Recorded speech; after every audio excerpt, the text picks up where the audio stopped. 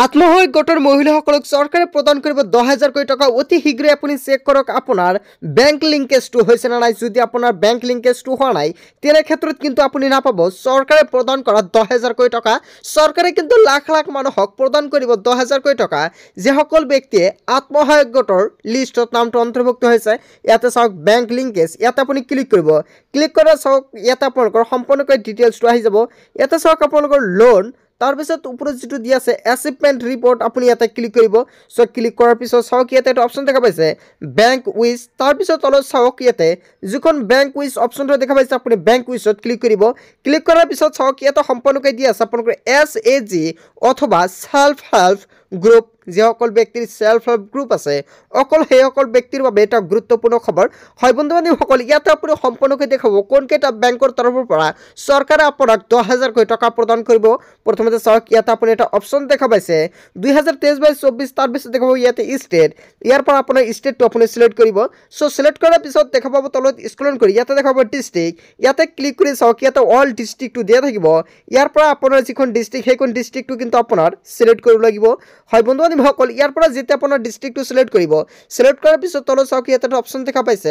district ক্যাটেগৰি ইয়াতে click কৰি চাওক ক্যাটেগৰি 1 ক্যাটেগৰি 2 আপুনি যিকোনো এটা সিলেক্ট কৰিব সো সিলেক্ট কৰাৰ পিছত অলপ ভাই ওয়েট কৰিব ওয়েট কৰাৰ পিছত তলত চাওক এনেকৈ আপোনালোকৰ সম্পূৰ্ণকৈ আহি যাব সো বন্ধু-বান্ধৱীসকল এতিয়া দেখা পাব ইয়াতে কিন্তু কোনো ধৰণৰ বেংকৰ পৰা আপোনালোকক আত্মসহায়ক গোটৰ কোন ধৰণৰ টকা প্ৰদান কৰা নাই আপোনাৰ একাউণ্টত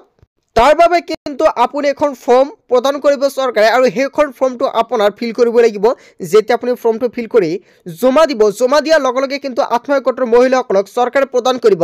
10,000 কোটি টকা এতিয়া আপোনালোকে নিশ্চয় সম্পৰ্ক দিয়া দেখা পাইছে ইয়াতে টোটাল SAG